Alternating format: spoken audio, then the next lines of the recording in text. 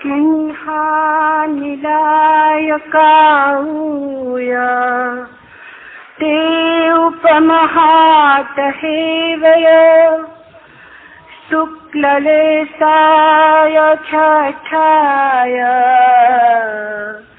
नामायितु च खमम् किन्हानिलाकाउतिमी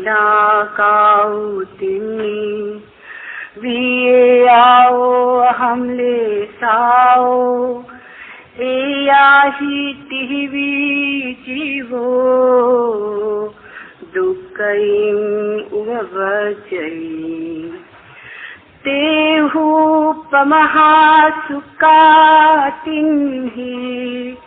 वियेयाओ धम्मलेसाओ एहाहि तिहवी जीवो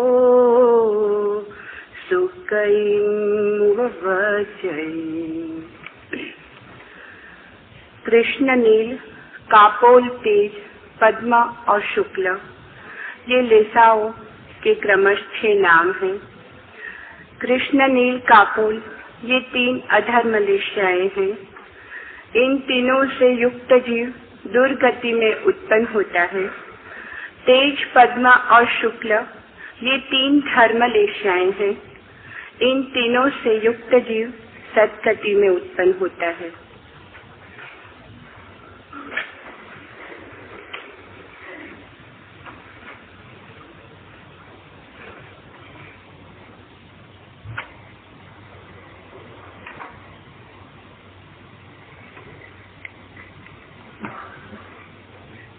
महावीर की उत्सुकता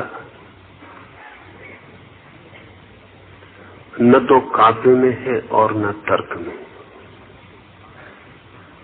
उनकी उत्सुकता है जीवन के तथ्य, जीवन की वैज्ञानिक खोज, आविष्कार में। इसलिए महावीर ने समाधि के कोई गीत नहीं गाए और न ही महावीर ने जो कहा है उसके लिए कोई तर्क उपस्थित किए।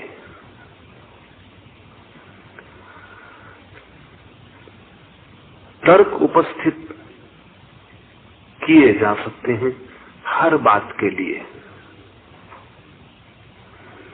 और ऐसी कोई भी बात नहीं जिसके पक्ष में या विपक्ष में तर्क उपस्थित न किए जा सके। तर्क दुधारी तलवार है। तर्क मंडन भी कर सकता है, खंडन भी, लेकिन तर्क से कोई सत्य की निष्पत्ति नहीं होती।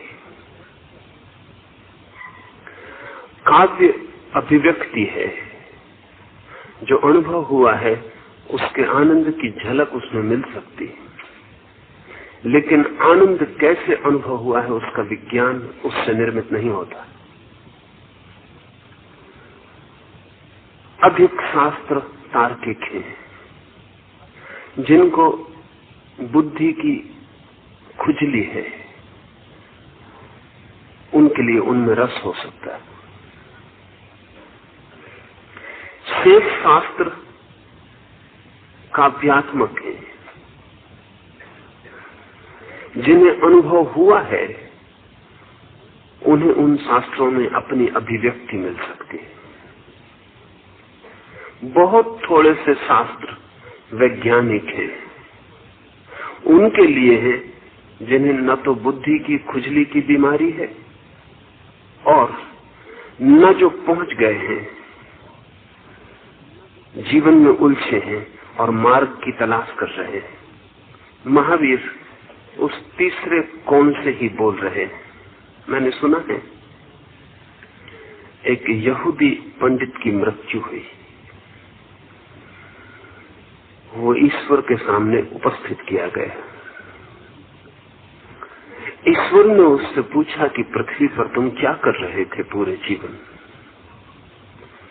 तो उस पंडित ने कहा, मैं धर्म का, शास्त्र को सिद्ध करने वाले तर्कों का अध्ययन कर रहा था। ईश्वर ने कहा, मैं खुश हूं मेरे आनंद के लिए तुम कोई तर्क ईश्वर है इसके प्रमाण में उपस्थित करो। पंडित ने जीवन भर तर्क किए थे, लेकिन ईश्वर को सामने पाके उसकी बुद्धि अड़चन में पड़ गई। क्या तर्क उपस्थित करे ईश्वर के होने का? दो क्षण सोचता रहा, फिर कुछ सूझा नहीं, बुद्धि खाली मालूम पड़ी। तो उसने कहा कि बड़ी मुश्किल है, आपके कानों के योग्य मैं कुछ कह सकूं ऐसा खोज नहीं पाता। अच्छा तो ये हो कि आप खुद ही कोई तर्क उपस्थित करें। You propound some points and I will show you how to refute it. आप ही कोई तर्क उपस्थित कर दें और मैं तरकीब बताऊंगा कि उसका खंडन कैसे किया जा सकता है। ठीक से समझें तो तर्क सदा खंडनात्मक है, निषेधात्मक है। वस्तुतः बुद्धि का स्वभाव नकार है। इसे समझ लें ठीक से, बुद्धि का स्वभाव निगेटिव है, नकारात्मक है। जब बुद्धि कहती है नहीं तभी होती है, और जब आप कहते हैं हाँ तब बुद्धि विसर्जित हो जाती है, हृदय होता है। जब भी आपके भीतर हाँ होती है, यस होता है, तब हृदय होता है, और जब नहीं होती है, नो होता है, तब बुद्धि होती है। इसलिए जो व्यक्ति जीवन को पूरी तरह हाँ कह सकता है वो आस्तिक है, और जो व्यक्ति नहीं पर जोर दिए चला जाता है वो नास्तिक है। नास्तिक होने से कोई संबंध नहीं कि वो ईश्वर को अस्वीकार करता है या नहीं करता। नास्तिक होने का अर्थ है कि नहीं उसके जीवन की व्यवस्था है, ना कहना उसका सुख है, हाँ कहने में उसे अड़चन है, कठिनाई है। इसलिए आप देखते हैं जैसे ही बच्चे में बुद्धि आनी शुरू होती वो इंकार करना शुरू कर देता है। जैसे ही बच्चा जवान होने लगता है उसकी अपनी बुद्धि चलने लगती है, उसे ना कहने में रस आने लगता है, हाँ कहना मजबूरी मालूम पड़ती है। बुद्धि का स्वभाव संदेह, हृदय का स्वभाव श्रद्धा है। तो कुछ लोग हैं जिनको तर्क की ही कुल जमा बेचैनी है, पक्ष में विपक्ष में, और कोई अंतर नहीं पड़ता। जो तर्क पक्ष में है वही विपक्ष में हो सकता है। तर्क वैश्या है, वो कोई गृहिणी नहीं है, कोई पत्नी नहीं है, कोई एक पति से उसका संबंध नहीं है, जो उसे पैसे दे उसी के साथ है। मैंने सुना है एक बहुत बड़े वकील डॉक्टर हरि सिंह गौर, जिन्होंने सागर विश्वविद्यालय की स्थापना की, प्रिवी काउंसिल में एक मुकदमा लड़ रहे थे। भुलक्कड़ स्वभाव के आदमी थे, तो जो उनका सहयोगी वकील था वही उनको सब सूचनाएं दे देता था रास्ते में, अदालत में क्या। प्रतिपल कोई न कोई तरंग पकड़े हुए। और ध्यान रहे, जब सागर में तरंगें होती हैं तो आपको तरंगे ही दिखाई पड़ती हैं, सागर तो बिल्कुल छिप जाता है। जब तरंगे नहीं होती तभी सागर होता है, तभी सागर दिखाई पड़ता है। तो जितनी ज्यादा तरंगे होंगी चित्त की, उतना ही ज्यादा भीतर का जो गहन सागर है वो अनुभव में नहीं आएगा, और हम चित्त की तरंगों से ही उलझे रह जाते हैं, अटके रह जाते हैं, अंतर यात्रा नहीं हो पाती। अनंत है ये लेशाएं, अनंत है ये तरंगे, लेकिन महावीर कहते हैं उनके 6 रूप हैं, और 6 ही रूप बड़े वैज्ञानिक हैं। और अब विज्ञान भी सिद्ध कर रहा है कि महावीर ने जिस ढंग से इन लेशाओं का वर्गीकरण किया है, शायद वही एकमात्र आधार है वर्गीकरण करने का, और कोई आधार नहीं हो सकता। महावीर ने रंग के आधार पर वर्गीकरण किया है। कलर, पश्चिम में रंग के ऊपर बड़ा गहन अध्ययन चल रहा है, और रंग के आधार पर कई चीजें पैदा हो रही। कलर थेरेपी पैदा हुई है, रंग के द्वारा मनुष्य के चित्त की चिकित्सा, शरीर की चिकित्सा। और अद्भुत परिणाम उपलब्ध होते हैं। ऐसा मालूम पड़ता है कि आदमी के अंतर जगत में रंग की कोई बड़ी बहुमूल्य स्थिति है। मनोवैज्ञानिक कहते हैं कि अगर आपके कमरे को सब तरफ से लाल रंग दिया जाए, खून के रंग में सब चीजें लाल हो, प्रकाश लाल हो, फर्श लाल हो, दीवारें लाल हो, तो आप 3 घंटे में विक्षिप्त हो जाएंगे। क्योंकि लाल आपको उद्विग्न करेगा, रक्त को उत्तेजित करेगा, हृदय की धड़कन बढ़ जाएगी, ब्लड प्रेशर बढ़ जाएगा और मस्तिष्क पर बुरे परिणाम होंगे। हरे को जब आप देखते हैं मन शांत होता है। इसलिए जंगल में जाके आपको लगता है कैसी शांति। उस शांति में ज्यादा हिस्सा हरे रंग का है। हरियाली मन को एक शीतलता से भर जाती। लाल रंग उत्तेजना दे सकता है। इसलिए कोई आश्चर्य नहीं कि कम्युनिस्टों ने और सभी क्रांतिकारियों ने लाल झंडा चुना। वो खून का उपद्रव का प्रतीक है। आकस्मिक नहीं है। आकस्मिक इस जगत में कुछ भी नहीं होता। जिनका भरोसा खून पर, हत्या पर है, स्वाभाविक है कि वो लाल को रंग की तरह चुने, प्रतीक की तरह चुने। इस्लाम ने हरा रंग चुना है अपने झंडे के लिए। उसका कारण है इस्लाम शब्द का अर्थ ही शांति होता है। इसलिए शांति को ख्याल में रख के हरे रंग को चुना। ये दूसरी बात है कि मुसलमानों ने न हरे रंग के सबूत दिए और न शांति के।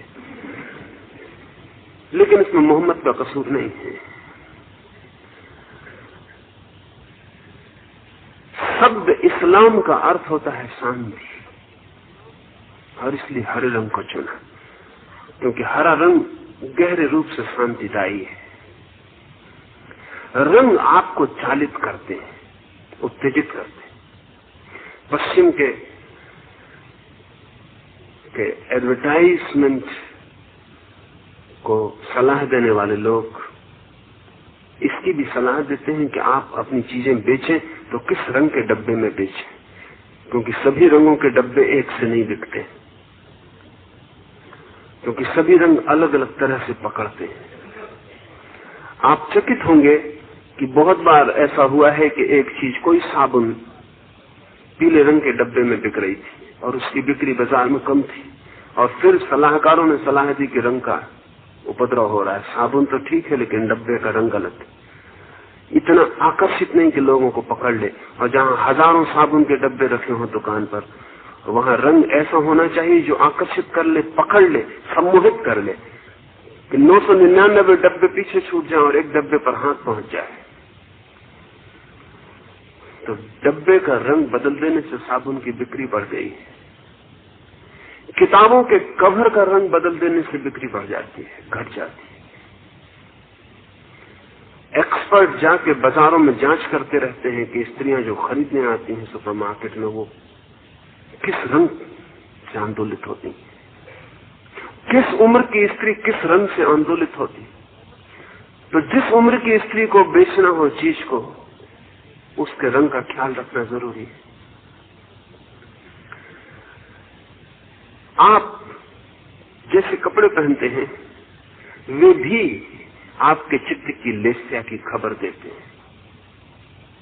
कामुक आदमी एक तरह के कपड़े पहनेगा, काम वासना से हटता हुआ आदमी दूसरे तरह के कपड़े पहनेगा। रंग बदल जाएंगे, कपड़े के ढंग बदल जाएंगे। कामुक आदमी चुस्त कपड़े पहनेगा, गैर कामुक आदमी ढीले कपड़े पहनना शुरू कर देगा, क्योंकि चुस्त कपड़ा शरीर को वासना देता है, हिंसा देता है। सैनिक को हम ढीले कपड़े नहीं पहना सकते। ढीले कपड़े सैनिक पहन के लड़ने जाएगा तो हार के वापस लौटेगा। साधु को चुस्त कपड़े पहनाना बिल्कुल नासमझी की बात है, क्योंकि चुस्त कपड़े का काम नहीं साधु के लिए। इसलिए साधु निरंतर ढीले कपड़े चुनेगा जो शरीर को छूते भरे, बांधते नहीं। आपको ख्याल में नहीं होगा कि बहुत छोटी छोटी बातें आपके जीवन को संचालित करती हैं, क्योंकि चित्त क्षुद्र चीजों से ही बना हुआ है। अगर आप चुस्त कपड़े पहने तो आप सीढ़ियों पर 2-2 सीढ़ियां चढ़ने लगते हैं एक साथ। अगर आप ढीले कपड़े पहने हुए तो आपकी चाल शाही होती, एक सीढ़ी भी आप मुश्किल से एक दफे में चढ़ते। चुस्त सख्त कपड़े पहन के आप में गति आ जाती, ढीले कपड़े पहन के एक सौम्यता आ जाती, गति खो जाती। आप जो रंग चुनते हैं वो भी खबर देता है आपके चित्त की, क्योंकि चुनाव अकारण नहीं है, चित्त चुन रहा है। महावीर ने रंग के आधार पर चित्त की तरंगों के 6 विभाजन किए। 3 को महावीर कहते हैं अधर्म लेश्याएं, जिनसे मनुष्य पतित होता है, और 3 को महावीर कहते हैं धर्म लेश्याएं, जिनसे मनुष्य शुद्ध होता है, पवित्र होता है। पहली लेश्या को महावीर कहते हैं कृष्ण, काली। दूसरी लेश्या को नील, नीली। तीसरी लेश्या को कापोत, कबूतर के कंठ के रंग की। चौथी लेश्या को तेज, अग्नि के रंग की सुर्ख लाल। 5वीं को पद्म, पीत पीली। 6वीं को शुक्ल, शुभ्र सफेद। ये 6 लेश्याएं हैं। इनमें प्रथम 3 अधर्म लेश्याएं हैं और अंतिम 3 धर्म लेश्याएं हैं। रंग से चुनने का कारण यह है कि जब आपके चित्त में एक वृत्ति होती है तो आपके चेहरे के आसपास एक आरा, एक प्रभामंडल निर्मित होता है। इस प्रभामंडल के अब तो चित्र भी लिए जा सके हैं, तो आपके प्रभामंडल का चित्र भी कह सकता है कि आपके भीतर क्या चल रहा है। कारण है क्योंकि आपका पूरा शरीर विद्युत का एक प्रवाह है। आपको शायद ख्याल न हो कि पूरा शरीर विद्युत की यंत्र है। स्कैंडिनेविया में ऐसा हुआ कुछ 6-7 वर्ष पहले कि एक स्त्री एक छत से गिर पड़ी और उसके शरीर की वैद्युतिक व्यवस्था गड़बड़ हो गई, शॉर्ट सर्किट हो गई। तो वो स्त्री जिसको छुए उसे शाख लगने लगे। उसके पति ने अदालत में तलाक के लिए अर्जी दी, क्योंकि उस स्त्री के पास ही जाना कठिन हो गया, उसको छूते से शाख लगेगा। और जब उस स्त्री के वैज्ञानिक परीक्षण किए गए तो बड़ी आश्चर्य की बात हुई, उस स्त्री के हाथ में 5 कैंडल का बल्ब रख के जलाया जा सकता था। जो विद्युत वर्तुल की तरह घूमती है शरीर में, वो वर्तुल टूट गया, शॉर्ट सर्किट हो गया, कहीं तार अस्त व्यस्त हो गए और विद्युत शरीर के बाहर जाने लगी। ऐसे भी विद्युत शरीर के बाहर जाती है, लेकिन उसकी मात्रा बड़ी धीमी है। आप पूरे जीवन विद्युत से जी रहे हैं। सारा जगत का जो मूल आधार है वो विद्युत कण है, इलेक्ट्रॉन है। शरीर भी उसी पदार्थ से बना है और सारे शरीर की यात्रा विद्युत की यात्रा है। अभी स्त्रियों के संबंध में एक खोज पूरी हुई है, जिस खोज ने स्त्रियों के मन के संबंध में बड़ी गहरी बातें साफ कर दी जो अब तक साफ नहीं थी। लेकिन खोज विद्युत की है। मनोवैज्ञानिक जिसे साफ नहीं कर पाता था। हजारों साल से स्त्री एक समस्या रही है और वो किस तरह का व्यवहार करेगी किस क्षण में अनिश्चित है। स्त्री अनप्रेडिक्टेबल है, उसकी कोई भविष्यवाणी नहीं हो सकती। जोशी उससे बुरी तरह हार चुके। अभी क्षण भर वो प्रसन्न दिखाई पड़ रही हो, क्षण भर बाद एकदम अप्रसन्न हो जाए। और पुरुष के तर्क में बिल्कुल नहीं आता कि कोई कारण उपस्थित नहीं हुआ है। वो क्षण भर पहले बड़ी भली चंगी है, आनंदित है, और क्षण भर बाद दुख और आंसू बहने लगे और वो छाती पीटने लगे। बेबूझ मालूम रही है। फ्रायड ने 40 साल के अध्ययन के बाद कहा कि स्त्री के संबंध में कुछ कहने की संभावना नहीं है। और जिन लोगों ने कुछ कहा भी है उनका कहा हुआ भी पक्षपातपूर्ण मालूम पड़ता। उनकी दृष्टि है, स्त्री की बात जाहिर नहीं होती। बड़ी प्रसिद्ध घटना है, चेखोव ने लिखा है कि चेखोव खुद, टॉल्स्टॉय और गोर्की रूस के 3 महालेखक एक पार्क की बेंच पे बैठ के बात कर रहे थे। बात स्त्री पर पहुंच गई। पुरुषों की बात अक्सर ही स्त्री पर पहुंच जाएगी और बात करने को कुछ है भी नहीं। टॉलस्टॉय बिल्कुल बूढ़ा हो चुका था, लेकिन तब तक उसने स्त्रियों के बाबत कोई वक्तव्य नहीं दिया था। तो चेखव गोर्की ने उससे कहा कि तुम कुछ कहो। उसने कहा कि मैं कहूंगा, लेकिन जब मेरा एक पैर कब्र में हो और एक बाहर, तब मैं कह के एकदम कब्र में चला जाऊंगा। क्योंकि अगर मैं सत्य कहूं तो अभी भी स्त्रियों से मैं जुड़ा हूं, वो मेरी जान ले लेंगी, और असत्य मैं कहना नहीं चाहता।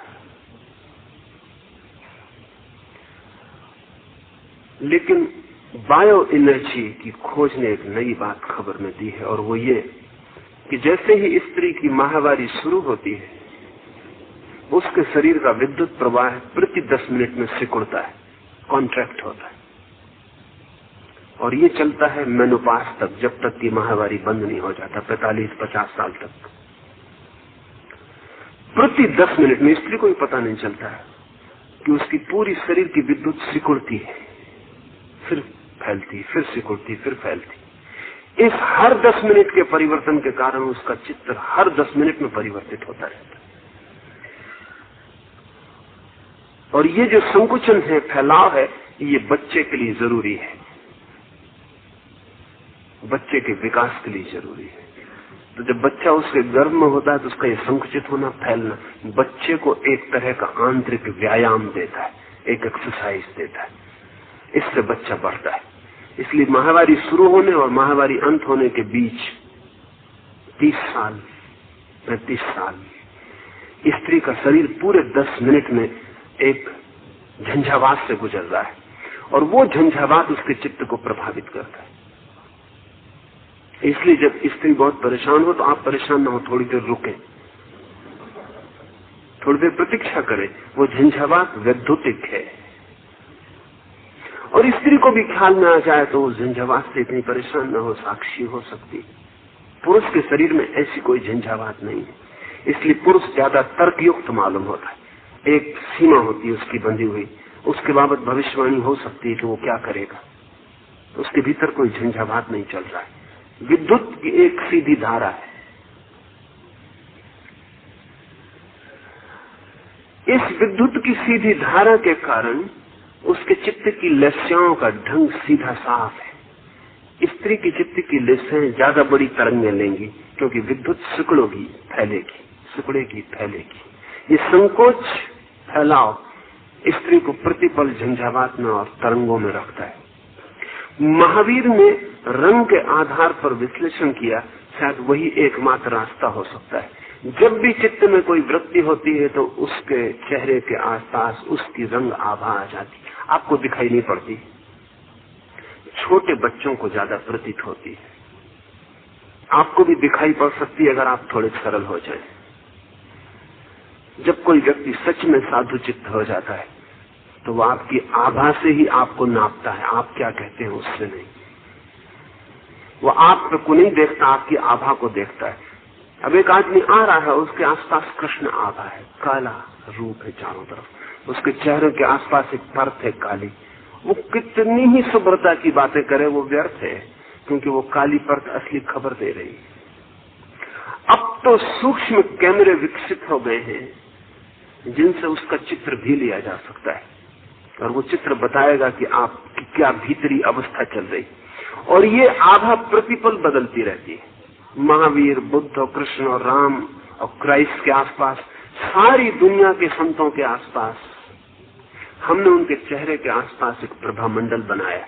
हमारे कितने ही भेद हों, ईसाई में, मुसलमान में, हिंदू में, जैन में, बौद्ध में, एक मामले में हमारा भेद नहीं कि इन सभी ने अपने जागृत पुरुषों के चेहरे के आसपास प्रभा मंडल बनाया।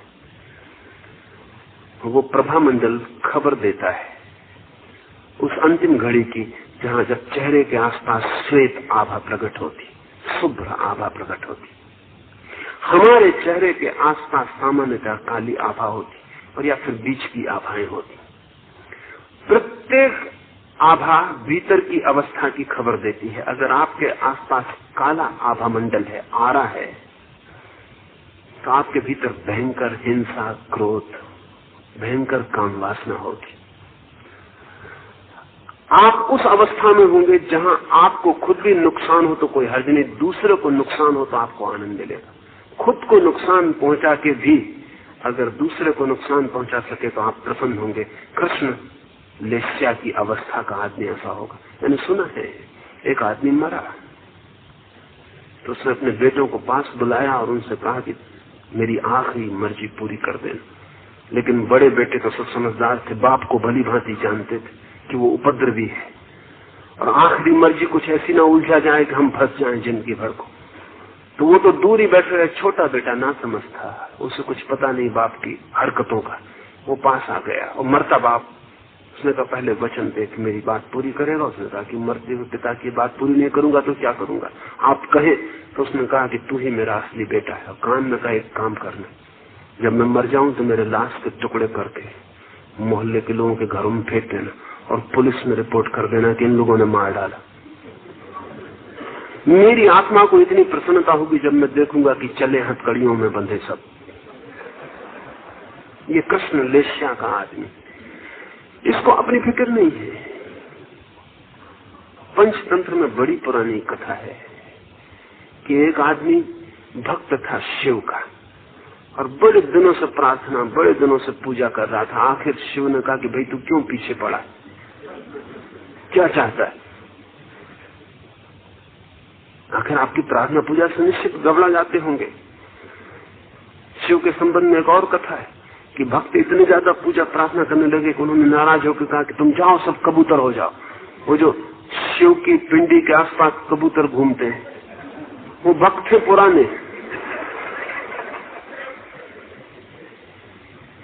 इस आदमी ने जब बहुत परेशान कर दिया तो शिव ने कहा तू आखिर चाहता क्या है? उसने कहा कि बस एक कि जो भी मैं मांगू वो सदा पूरा किया जाए।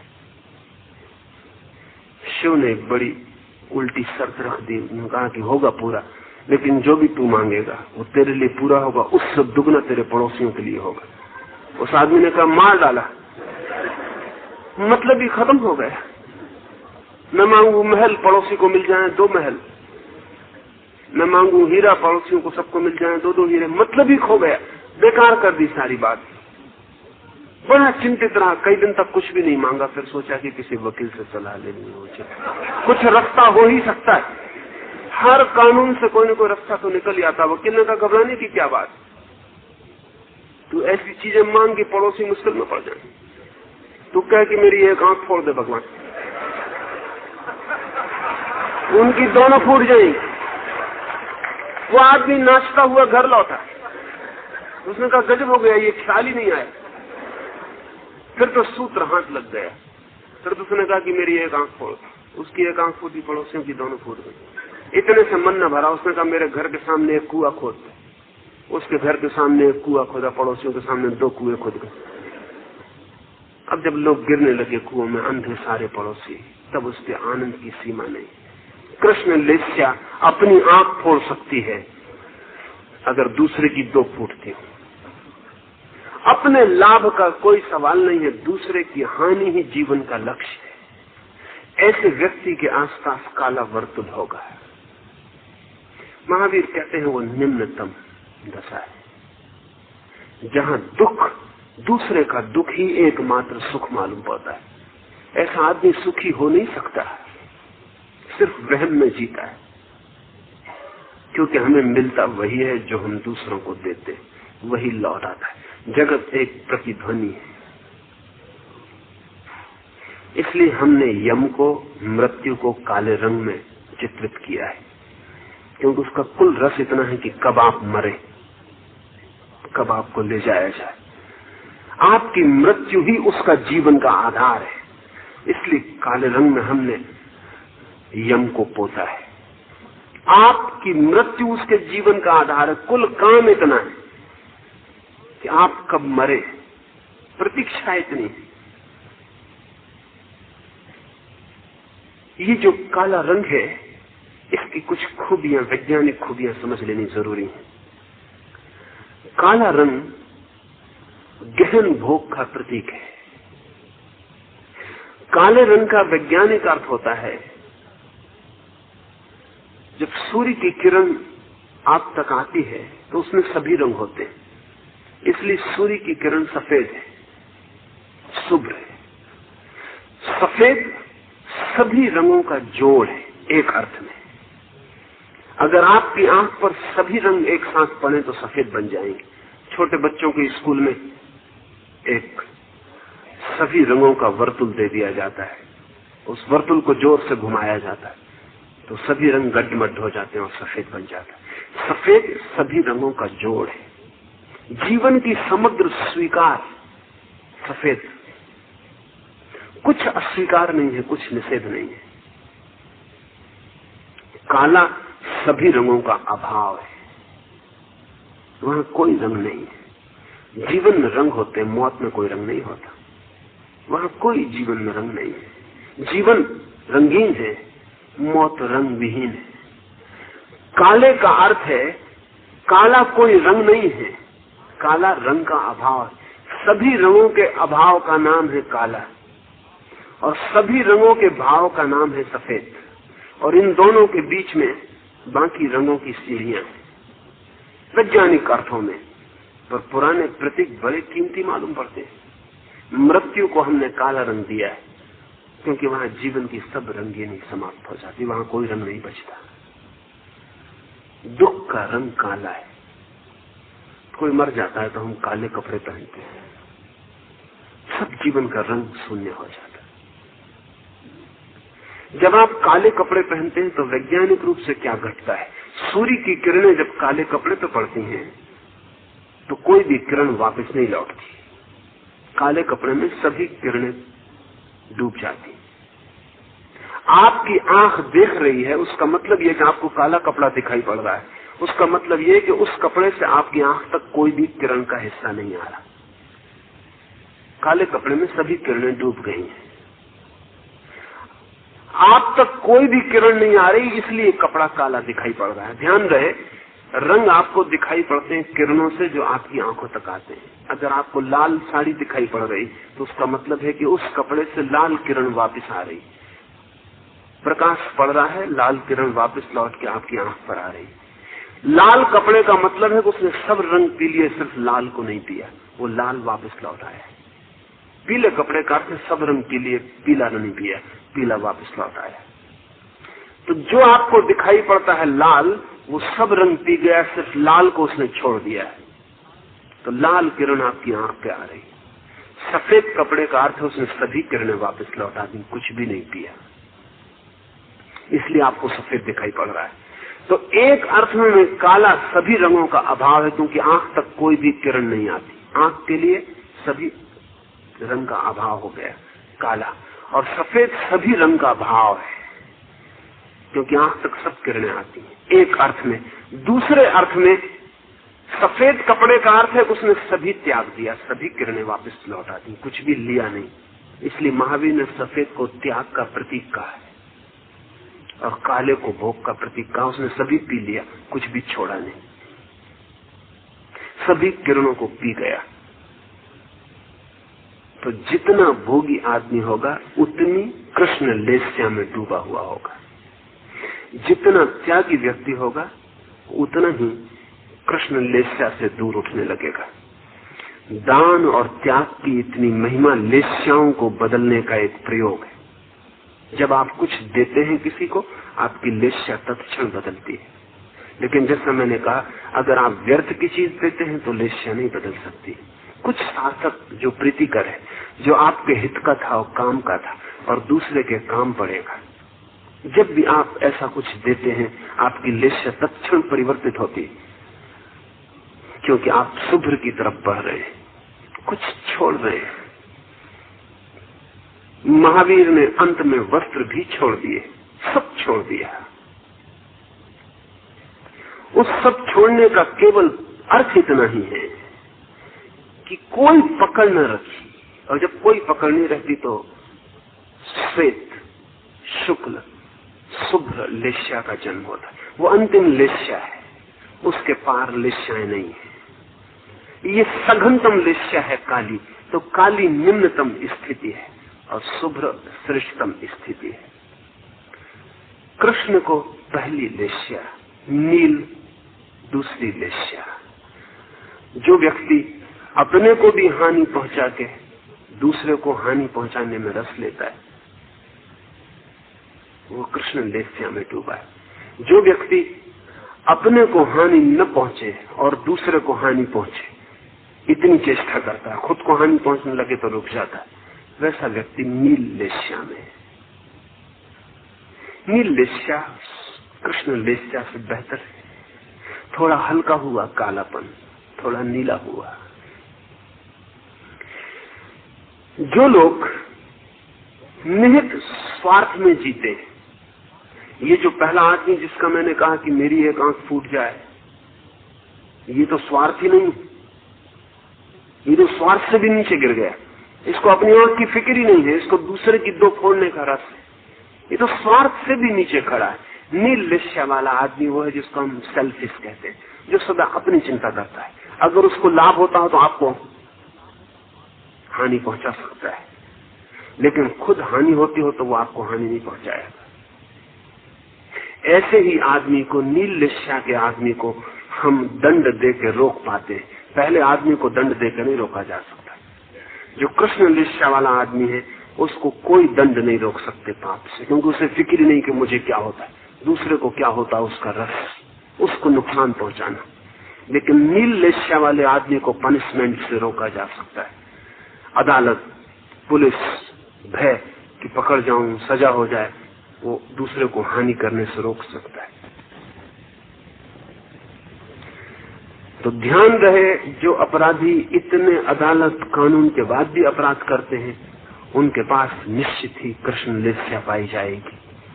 और आप अगर डरते हैं अपराध करने से कि नुकसान न पहुंच जाए, तो आप देख लेते हैं कि पुलिस वाला रास्ते पर खड़ा है तो रुक जाते हैं लाल लाइट देख के।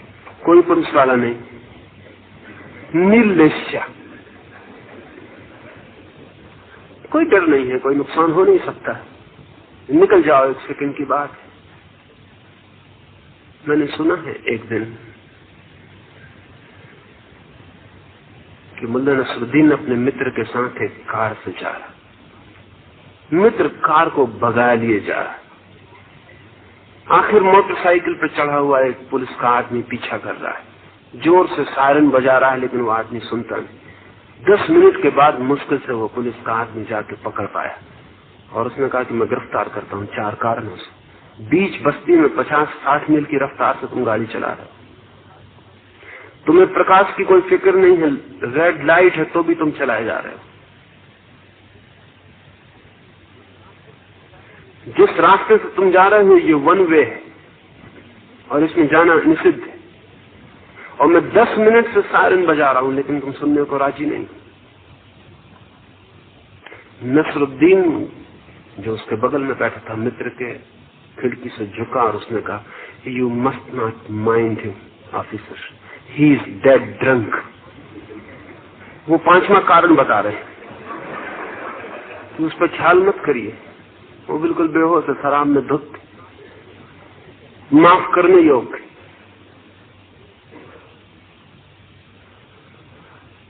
जब भी आप कुछ गलत करते हैं तब आप शराब में धुत होते ही हैं, क्योंकि गलत हो ही नहीं सकता मूर्छा के बिना। लेकिन मूर्छा भी इतना ख्याल रखती कि खुद को नुकसान न पहुंचे, इतनी सुरक्षा रखती। हम में से अधिक लोग कृष्ण-लेस्या में नहीं जीते, कभी कभी कृष्ण-लेस्या में उतरते हैं।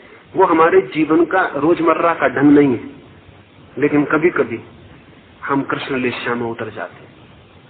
कोई क्रोध आ जाए तो हम उतर जाते हैं, और इसीलिए क्रोध के बाद हम पछताते हैं और हम कहते हैं जो मुझे नहीं करना था वो मैंने किया, और मैं नहीं करना चाहता था वो मैंने किया।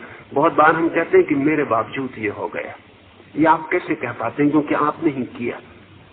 आप एक सीढ़ी नीचे उतर गए। जो आपकी जीवन का ढांचा था, जिस सीढ़ी पे आप सदा जीते हैं, नील-लेस्या, उससे जब आप नीचे उतरते तो ऐसा लगता है कि किसी और ने आपसे करवा लिया, क्योंकि उस लेस्या से आप अपरिचित हैं।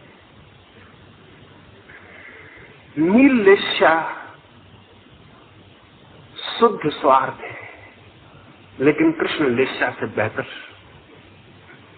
तीसरी लेस्या को महावीर ने कापोत कहा है, कबूतर के कंठ के रंग की। नीला रंग और भी फीका हो गया, आकाशी रंग हो गया। ऐसा व्यक्ति खुद को थोड़ी हानि भी पहुंच जाए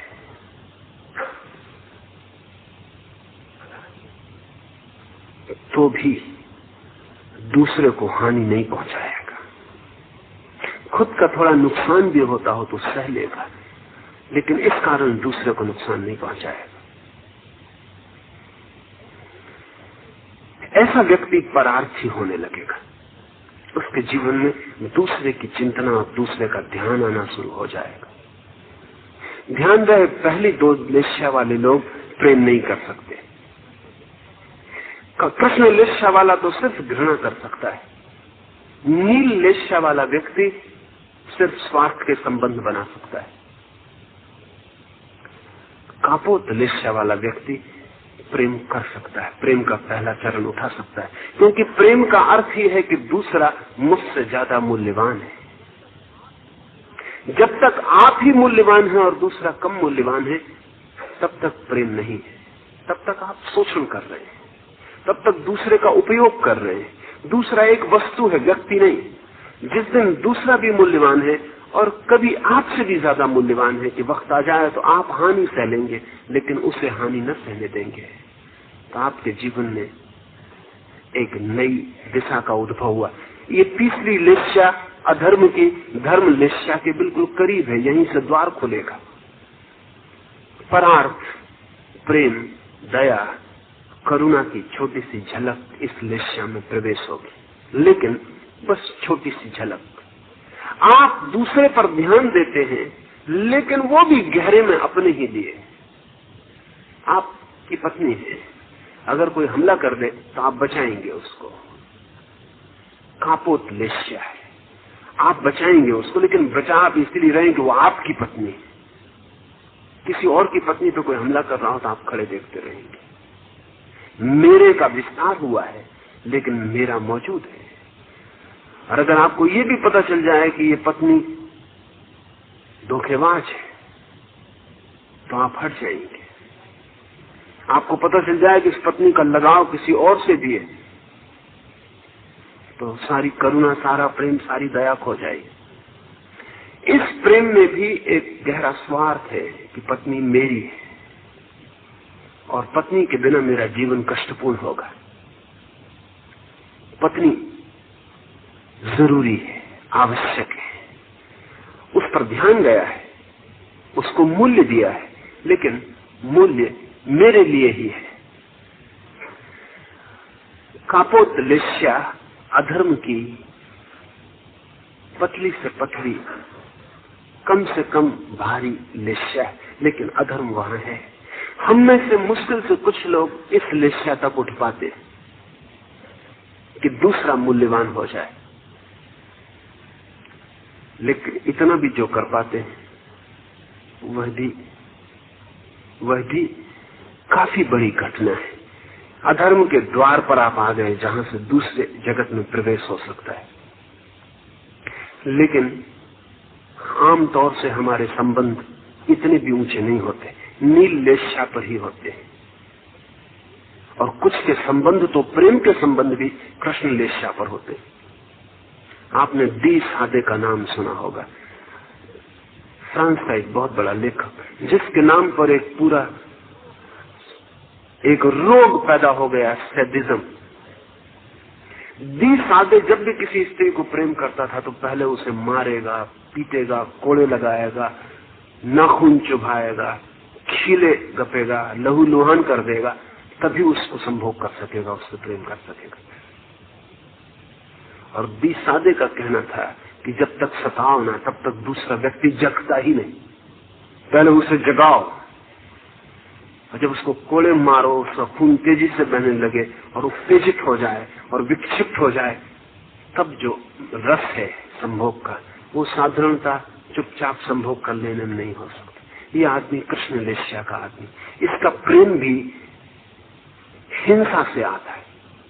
और जब तक हिंसा तीव्र न हो जाए, तब तक इसके प्रेम में उत्तेजना नहीं मालूम होगी। जैसे आप भोजन करते हैं तो मिर्ची के बिना स्वाद नहीं आता, ऐसा दी सादे को जब तक मारपीट न कर ले, तब तक कोई रस नहीं आता। लेकिन दूसरी तरह के लोग भी हैं। एक दूसरा लेखक हुआ है मैसोच, वो उल्टा था।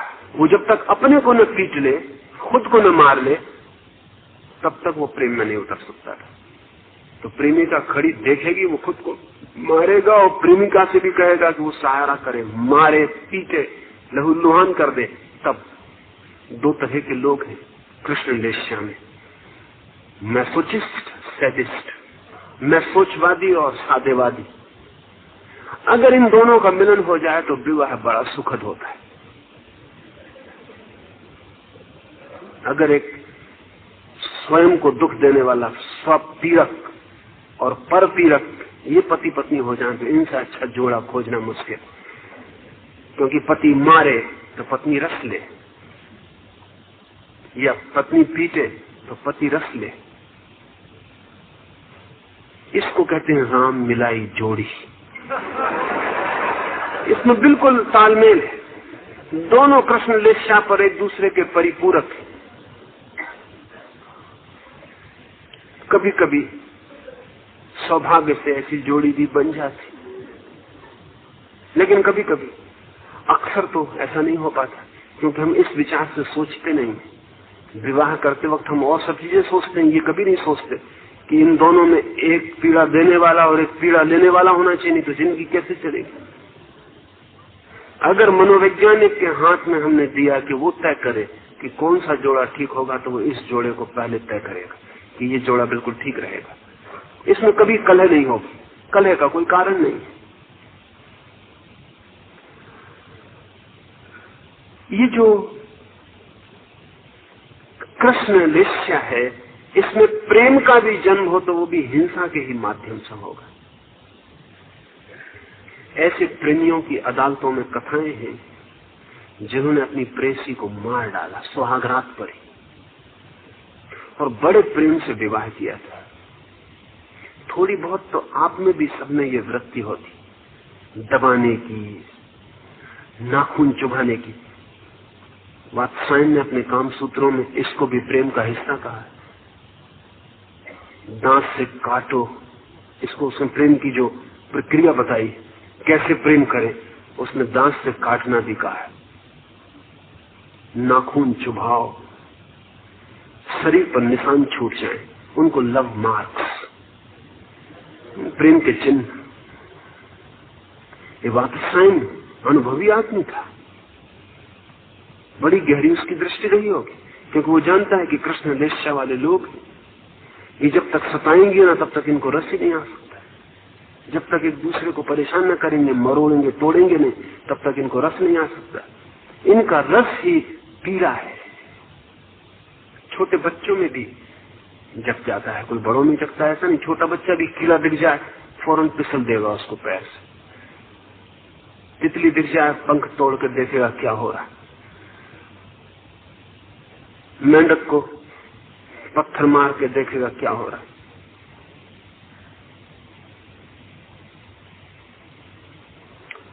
कुत्ते की पूंछ में डब्बा बांध देगा। छोटा बच्चा वो भी पीड़ा में रस ले रहा है। छोटा बच्चा भी आपका एक छोटा रूप है, बड़ा हो रहा है। आप कुत्ते की पूंछ में डब्बा नहीं बांधते, आप आदमियों की पूंछ में डब्बा बांध देते, रस लेते हैं। फिर क्या हो रहा है? कुछ लोग उसको राजनीति कहते हैं, कुछ लोग उसको व्यवसाय कहते हैं, कुछ लोग उसको जीवन की प्रतिस्पर्धा कहते हैं, लेकिन दूसरे को सताने में बड़ा रस आता है। जब दूसरे को बिल्कुल चौखाने चित्त कर दे, तब आपको बड़ी प्रसन्नता होती कि जीवन में कोई परम गुह की उपलब्धि हो गई। नील लेस्या वाला व्यक्ति आमतौर से, जिसको हम विवाह कहते हैं, वो नील लेस्या वाले व्यक्ति का लक्षण। दूसरे से कोई मतलब नहीं है, प्रेम की कोई घटना नहीं है। इसलिए भारतीयों ने अगर विवाह को इतना जोर दिया और प्रेम विवाह को बिल्कुल जोर नहीं दिया, तो उसका बड़ा कारण यह है कि 100 में से 99 लोग नील लेस्या में जीते। प्रेम उनके जीवन में है ही नहीं, इसलिए प्रेम को कोई जगह देने का कारण नहीं। उनके जीवन में कुल एक स्त्री चाहिए जिसका वो उपयोग कर सके, एक उपकरण। मुल्ला नसरुद्दीन का विवाह होने को था, लड़की दिखाई नहीं गई थी, पुराने जमाने की बात थी।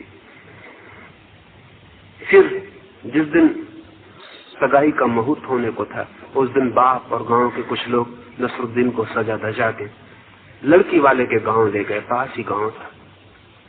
तब तक लड़की देखी नहीं गई है, न लड़की वाले के घर को देखा गया है, न परिवार के लोग जो देखे गए हैं। वहां लड़की भी सजा धजा के तैयार थी, उसकी सखियां भी सब सज धज के तैयार थी। कोई 15-20 युवतियां स्वागत के लिए थी। नसरुद्दीन के बाप ने ऐसे नसरुद्दीन से पूछा, वो जानता तो था कि लड़का कुछ तिरछा है, ऐसे ही पूछा कि क्या तू बता सकता है नसरुद्दीन कि इनमें से 20 लड़कियों में से कौन सी तेरी पत्नी होने वाली? नसरुद्दीन ने कहा निश्चित। उसने एक नजर डाली और कहा कि ये लड़की। बाप हैरान हो गया, वो लड़की ठीक वही लड़की थी जो शादी कर। उसने कहा कि हद कर दी नसरुद्दीन, तू कैसे पहचाना क्योंकि तूने कभी देखा नहीं? तो नसरुद्दीन ने कहा उसका कारण, अभी उसको देख के मुझे घबराहट हो रही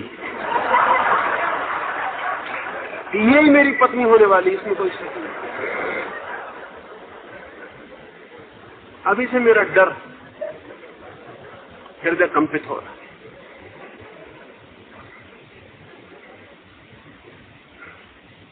कोई प्रेम का संबंध नहीं है, कोई प्रेम की बात नहीं है, उपकरण चाहिए। इसलिए विवाह एक लंबी कल है जिसमें पति पत्नी को उपयोग कर रहा है, पत्नी पति का उपयोग कर रही है। बस दोनों साथ साथ जी लेते हैं, इतना ही काफी है कि साथ साथ चल लेते हैं। साथ साथ रह के दोनों अकेले ही रहते हैं, अलोन टुगेदर। कोई मेल नहीं हो पाता क्योंकि मेल तो सिर्फ प्रेम से ही हो सकता है। कापोत आकाशी रंग की जो लेस्या है उसमें प्रेम की पहली किरण उतरती है। इसलिए अधर्म के जगत में प्रेम सबसे ऊंची घटना है, ज्यादा से ज्यादा धर्म की घटना है। और अगर आपके जीवन में प्रेम मूल्यवान है तो उसका अर्थ है कि दूसरा व्यक्ति मूल्यवान हुआ, यद्यपि वो भी अभी आपके लिए ही है। इतना मूल्यवान नहीं है कि आप कह सकें कि मेरा ना हो तो भी मूल्यवान है। अगर मेरी पत्नी किसी और के भी प्रेम में पड़ जाए तो भी मैं खुश होऊंगा क्योंकि वो खुश है। इतनी मूल्यवान नहीं है, उसका कोई इतना व्यक्तित्व का मूल्य नहीं है कि मेरे सुख के अलावा किसी और का सुख उससे निर्मित होता हो तो भी मैं सुखी रहूं। फिर 3 लेस्याएं हैं, तेज, पद्म और शुक्ल। तेज का अर्थ है अग्नि की तरह सुर्ख, लाल।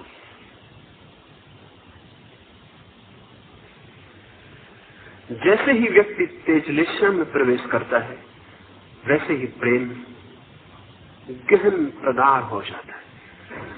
अब ये प्रेम दूसरे व्यक्ति के का उपयोग करने के लिए नहीं है, अब ये प्रेम लेना नहीं है, अब ये प्रेम सिर्फ देना है, ये सिर्फ दान है। और इस व्यक्ति का जीवन प्रेम के इर्द गिर्द निर्मित होता है। ये जो लाल रंग है, इस संबंध में कुछ बातें समझ लेनी चाहिए क्योंकि धर्म की यात्रा पर यह पहला रंग हुआ। आकाशी अधर्म की यात्रा पर अंतिम रंग था, लाल धर्म की यात्रा पर पहला रंग हुआ। इसीलिए हिंदुओं ने लाल को, गैरिक को सन्यासी का रंग चुना है क्योंकि धर्म के पथ पर पहला रंग। साधक के लिए गैरिक रंग चुना है क्योंकि उसके शरीर की पूरी आभा लाल से भर जाए, उसका आभा मंडल लाल होगा, उसके वस्त्र भी उसमें तालमेल बन जाए, एक हो जाए।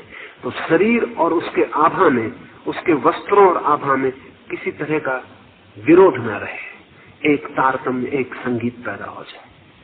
हिंदुओं ने गैरिक को, लाल को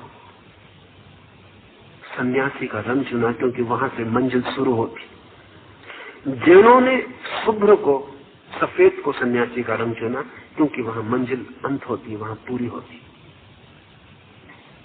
दोनों सही और गलत हो सकते हैं। हिंदू कह सकते हैं कि जो अभी हुआ नहीं उस रंग को चुनना ठीक नहीं, प्रथम को ही चुनना ठीक है क्योंकि अभी साधक की यात्रा शुरू कर रहा है, अभी मंजिल मिली नहीं। और जैन कह सकते हैं कि मंजिल को ही ध्यान में रखना उचित है। जो आज है वो मूल्यवान नहीं है, जो वस्तुतः कल होगा अंत में वही मूल्यवान है, उसी पर नजर होनी चाहिए। दोनों सही हो सकते हैं, दोनों गलत हो सकते हैं, लेकिन दोनों मूल्यवान हैं। हिंदू ने लाल रंग चुना है सन्यासी के लिए, हिंदू ने सफेद, जैन ने सफेद रंग चुना है, बौद्धों ने पीला रंग चुना है। दोनों के बीच बुद्ध हमेशा मध्य मार्ग के पक्षपाती थे हर चीज में। ये तीन धर्म के रंग हैं, तेज, पद्म, शुक्ल। तेज हिंदुओं ने चुना है, शुक्ल जैनों ने चुना है, पद्म पीला पीत वस्त्र बुद्ध ने अपने भिक्षुओं के लिए चुने। क्योंकि बुद्ध कहते हैं कि जो है वो मूल्यवान नहीं, क्योंकि उसे छोड़ना है, और जो अभी हुआ नहीं वो भी बहुत मूल्यवान नहीं, क्योंकि उसे अभी होना है। दोनों के बीच में साधक है। लाल यात्रा का प्रथम चरण, शुभ्र यात्रा का अंतिम चरण है। पूरी यात्रा तो पीत की है, इसलिए बुद्ध ने भिक्षुओं के लिए पीला रंग चुना। तीनों चुनाव अपने आप में मूल्यवान, कीमती, बहुमूल्य है। ये जो लाल रंग है ये आपके आसपास तभी प्रकट होना शुरू होता है जब आपके जीवन से स्वार्थ बिल्कुल शून्य हो जाता है, अहंकार बिल्कुल टूट जाता है।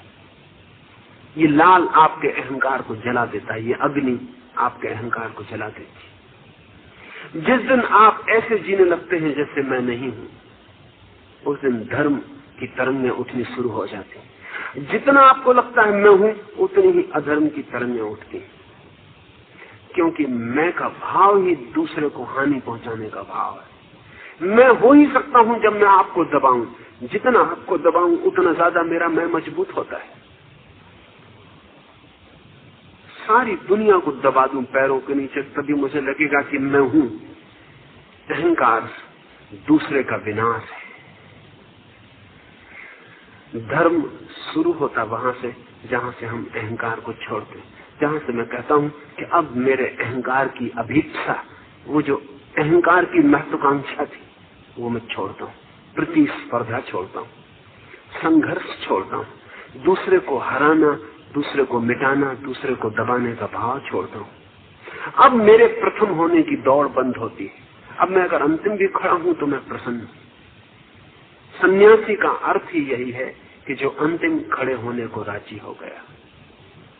जीसस ने कहा है, मेरे प्रभु के राज्य में वे प्रथम होंगे जो यहाँ पृथ्वी के राज्य में अंतिम खड़े होने को राजी।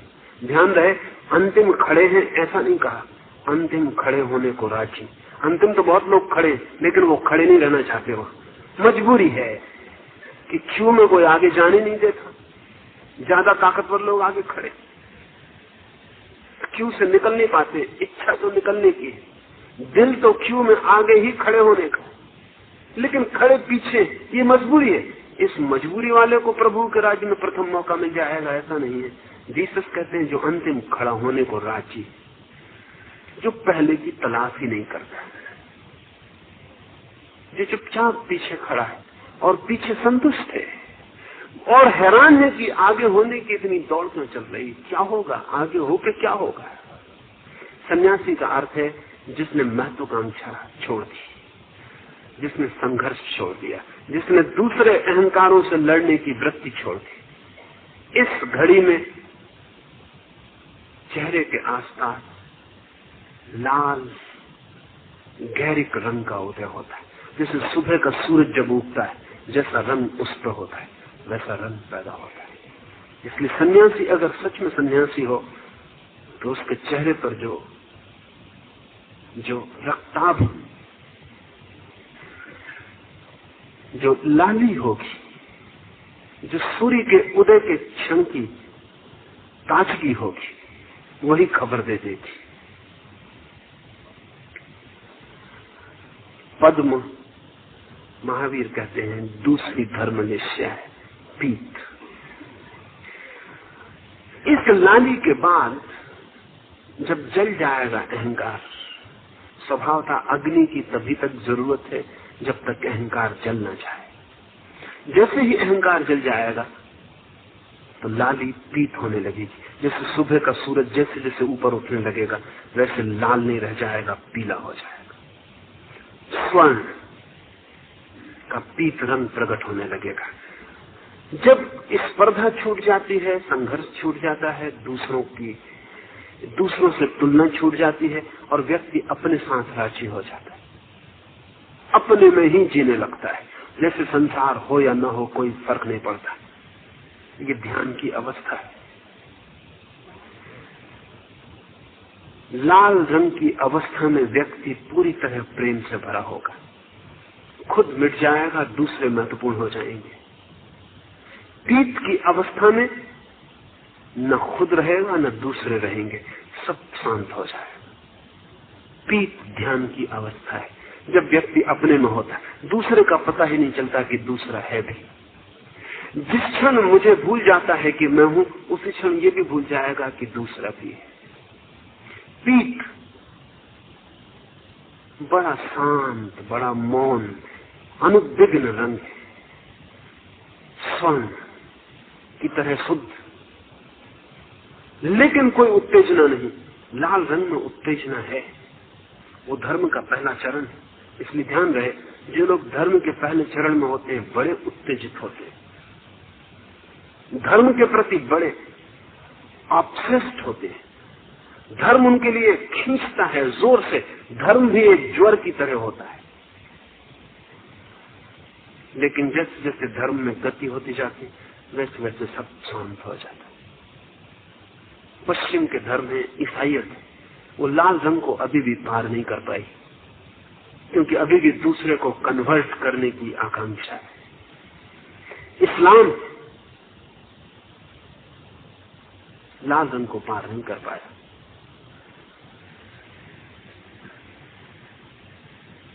गहन दूसरे पर ध्यान है कि दूसरे को बदल देना, किसी भी तरह बदल देना। उसकी वजह से एक मतान्धता है।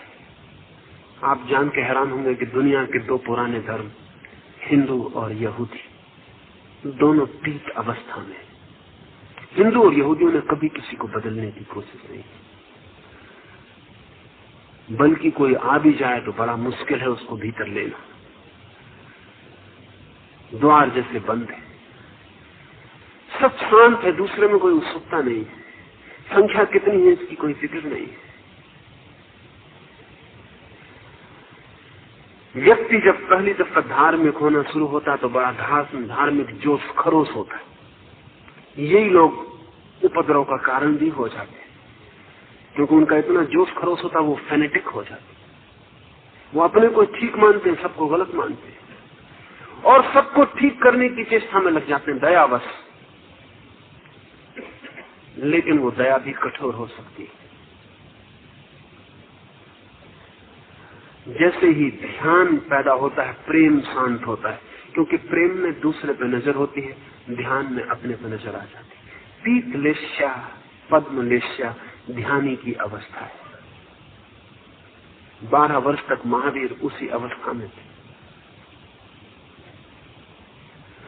और पीला भी जब और बिखरता जाता है, विलीन होता जाता है, तो शुभ्र का जन्म होता है। जैसे सांझ जब सूरज डूब जाता है, रात नहीं आई और सूरज डूब गया और संध्या फैल जाती, शुभ्र, कोई उत्तेजना नहीं, वो समाधि की अवस्था है। उस क्षण में सभी लेश्याएं शांत हो गई, सभी लेश्याएं सफेद बन गई, शुभ्र बच रहा है। वो अंतिम अवस्था है चित्त की तरफ से। ये चित्त की लेश्याएं, शुभ्र चित्त की आखिरी अवस्था है। जीने से जीना पर्दा बचा है, वो भी खो जाएगा। तो 7वीं को महावीर ने नहीं गिनाया, क्योंकि 7वीं फिर चित्त की अवस्था नहीं, आत्मा का स्वभाव है। वहां सफेद भी नहीं बचता, उतनी उत्तेजना भी नहीं रह जाती, सब रंग खो जाते। मृत्यु में जैसे खोते हैं वैसे नहीं, जैसा काले में खोते हैं वैसा नहीं, मुक्ति में जैसा खोते हैं।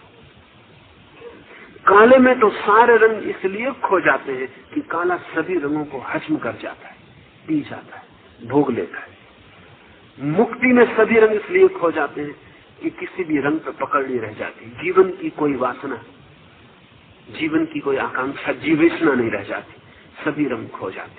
इसलिए सफेद के बाद जो अंतिम छलांग है वो भी रंग विहीन है। और ध्यान रहे, मृत्यु और मोक्ष बड़े एक जैसे हैं और बड़े विपरीत भी। दोनों में रंग खो जाते हैं। एक में इसलिए रंग खो जाते हैं कि जीवन खो जाता है, दूसरे में इसलिए रंग खो जाते हैं कि जीवन पूर्ण हो जाता है और अब रंगों की कोई इच्छा नहीं रह जाती। मोक्ष मृत्यु जैसा है, इसलिए मुक्त होने से हम डरते हैं। जो मरने को राजी वही मुक्त हो सकता है। जो जीवन को पकड़ता है वो बंधन में बना रहता है। जीवेशना, तन्हा जिसको बुद्ध ने कहा है, लस्ट फॉर लाइफ, वही इन रंगों का फैलाव है। और अगर जीवेशना बहुत ज्यादा हो तो दूसरे की मृत्यु बन जाती है, वो कृष्ण वेश्या है। अगर जीवेशना तरल होती जाए, कम होती जाए, फीकी होती जाए तो दूसरे का जीवन बन जाती है, वो प्रेम है। ये महावीर ने 6 वेश्याएं कही। अभी पश्चिम में इस पर खोज चलती है तो अनुभव में आता है कि ये 6 रंग करीब करीब वैज्ञानिक सिद्ध होंगे और मनुष्य के चित्त को नापने की इस कुशल कुंजी दूसरी नहीं हो सकती, क्योंकि ये बाहर से नापा जा सकता है, भीतर जाने की कोई जरूरत नहीं। जैसे एक्सरे लेके कहा जा सकता है कि भीतर कौन सी बीमारी है, वैसे आपके चेहरे का आरा पकड़ा जाए तो उस आरे से पता चल सकता है कि चित्त किस तरह से रुगड़े, कहाँ अटका है, और तब मार्ग खोजे जा सकते हैं कि क्या किया जाए कि चित्त इस लेस्या के ऊपर उठे। अंतिम घड़ी तो लक्ष्य वही है जहाँ कोई लेस्या न रह जाए। लेस्या का अर्थ जो बांधती है, जिससे हम बंधन में होते हैं, जो रस्सी की तरह हमें चारों तरफ से घेरे रहती है। जब सारी लेस्याएं गिर जाती हैं तो जीवन की परम ऊर्जा मुक्त हो जाती। उस मुक्ति के क्षण को हिंदुओं ने ब्रह्म कहा है, बुद्ध ने निर्वाण कहा है, महावीर ने कैवल्य कहा है। कृष्ण, नील, कापोत, ये 3 अधर्म लेस्याएं हैं। इन तीनों से युक्त जीव दुर्गति में उत्पन्न होता है। तेज, पद्म और शुक्ल, ये 3 धर्म लेस्याएं हैं। इन तीनों से युक्त जीव सदगति में उत्पन्न होता है। ध्यान रहे, शुभ्र लेस्या के पैदा हो जाने पर भी जन्म होगा, अच्छी गति होगी, सदगति होगी, साधु का जीवन होगा, लेकिन जन्म होगा, क्योंकि लेस्या अभी भी बाकी, थोड़ा सा बंधन शुभ्र का बाकी। इसलिए पूरा विज्ञान विकसित हुआ था प्राचीन समय में। मरते हुए आदमी के पास ध्यान रखा जाता था कि उसकी कौन सी लेस्या मरते क्षण में, क्योंकि जो उसकी लेस्या मरते क्षण में है उससे अंदाज लगाया जा सकता है कि वो कहाँ जाएगा, उसकी कैसी गति होगी। सभी लोगों के मरने पर लोग रोते नहीं थे, लेस्या देखकर। अगर कृष्ण लेस्या हो तो ही रोने का कोई अर्थ है। अगर कोई अधर्म लेस्या हो तो रोने का अर्थ है क्योंकि ये व्यक्ति फिर दुर्गति में जा रहा है, दुख में जा रहा है, नरक में भटक रहा है। तिब्बत में बारदो पूरा विज्ञान है और पूरी कोशिश की जाती थी कि मरते क्षण में भी इसकी लेस्या बदल जाए तो भी काम का है, मरते क्षण में भी इसकी लेस्या काली से नील हो जाए तो भी इसके जीवन का तल बदल जाएगा। क्योंकि जिस क्षण में हम मरते हैं, जिस ढंग से, जिस अवस्था में, उसी में हम जन्मते हैं। ठीक वैसे जैसे रात आप सोते हैं, जो विचार आपका अंतिम होगा सुबह वही विचार आपका प्रथम होगा। इसे आप प्रयोग करके देखें। बिल्कुल आखिरी विचार रात सोते समय जो आपके चित्त में होगा, जिसके बाद आप खो जाएंगे अंधेरे में नींद के, सुबह जैसे ही जगेंगे वही विचार पहला होगा। क्योंकि रात भर सब स्थगित रहा, जो अंतिम था वही पहले सुबह प्रथम बनेगा। बीच में तो गैप है, अंधकार है, सब खाली है। इसलिए हमने मृत्यु को महानिद्रा कहा है। इधर मृत्यु के आखिरी क्षण में जो लेस्या होगी, जन्म के समय में वही पहली लेस्या होगी। इसलिए मरते समय जाना जा सकता है कि व्यक्ति कहाँ जा रहा है। मरते समय जाना जा सकता है कि व्यक्ति जाएगा कहीं या नहीं जाएगा और महाशून्य के साथ एक हो जाएगा। जन्म के समय भी जाना जा सकता है। ज्योतिष बहुत भटक गया और कचरे में भटक गया, अन्यथा जन्म के समय सारी खोज इस बात की थी कि व्यक्ति किस वेश्या को लेकर जन्म रहा, क्योंकि उसके पूरे जीवन का ढंग और ढांचा वही होगी। बुद्ध पैदा हुए और जब भी कोई व्यक्ति श्वेत वेश्या के साथ मरता है तो जो लोग भी धर्म वेश्याओं में जीते हैं, पीत या लाल, उन लोगों को अनुभव होता है, क्योंकि घटना जागतिक है। और जब भी कोई व्यक्ति शुभ्र वेश्या में जन्म लेता है तो जो लोग भी धर्म और पीत वेश्याओं के करीब होते हैं या शुभ्र वेश्या में होते हैं, उनको अनुभव होता है कहां कौन पैदा हो रहा है। जीसस के जन्म पर पूरब से 3 व्यक्ति जीसस की खोज में निकले। जीसस का जन्म हुआ बेथलहम के जहां जानवर बांधे जाते हैं उस पशुशाला में, गरीब बढ़ई के घर। और पूरब के 3 मनीषी यात्रा पर निकले कि कहीं कोई शुभ वेश्या का व्यक्ति जन्मा है। इन 3 की वजह से हेरोद को पता चला, सम्राट को पता चला, क्योंकि 3 पहले हेरोद के पास पहुंचे। इन्हें क्या पता, इन्होंने कहा सम्राट खुश होगा। इन्होंने जाके हेरोद को कहा कि तुम्हारे राज्य में कोई व्यक्ति पैदा हुआ है, क्योंकि हम तीनों को संकेत मिले और हम तीनों ने ध्यान में ये जाना है, और हम तीनों को यात्रा कराता हुआ आकाश में एक शुभ्र तारा चला है, और वो तारा बेथलहम पे आकर रुक गया है तुम्हारे राज्य में। उस गांव में कोई व्यक्ति जन्मा है जो सच में सम्राट है। ये बात हेरोद को अखर गई, सच में सम्राट। उसने कहा कि तुम जाओ, उसका पता लगाओ और लौटते में मुझे खबर करते जाना। हेरोद ने तय कर लिया कि हत्या कर देगा इस बच्चे की, क्योंकि सच में कोई सम्राट जन्म जाए तो मेरा क्या होगा। अहंकार, प्रतिस्पर्धा। वे तीनों व्यक्ति खोज करते हुए उस जगह पहुंचे, उस पशु जहां जीसस का जन्म हुआ था, घुड़साल में। उन्होंने जीसस की मां को भेंटें दी, जीसस के चरण छुए, और उसी रात उनको स्वप्न आया कि तुम लौट के हेरोद के पास मत जाओ, तुम भाग जाओ यहां से, और जीसस की मां को कह दो कि वो बच्चे को लेके जितने जल्दी हो सके बेथलहम छोड़ दे। उसी रात तीनों मनीषी छोड़ गए राज्य को, और जीसस की मां और पिता लेके इजिप्ट जीसस को चले गए।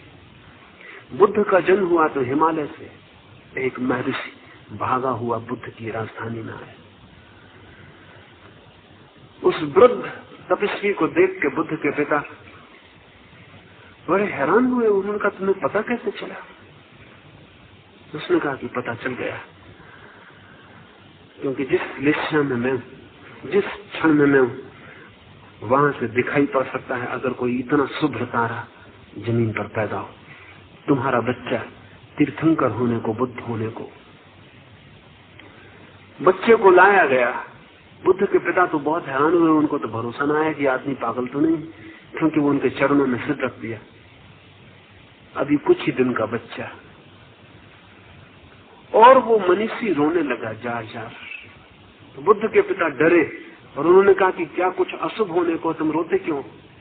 तो उसने कहा कि नहीं, मैं रोता नहीं हूं, मैं इसलिए रोता हूं कि मेरी मृत्यु करीब, और जिस क्षण ये व्यक्ति बुद्धत्व को उपलब्ध होगा उस समय मैं इसका सानिध्य न पा सकूंगा। और ऐसी घड़ी को उपलब्ध होने की घटना कभी कभी हजारों वर्ष में घटती है। तो मैं अपने लिए रो रहा हूं, इसके लिए नहीं रो रहा हूं, इसका तो ये आखिरी जीवन का शिखर है।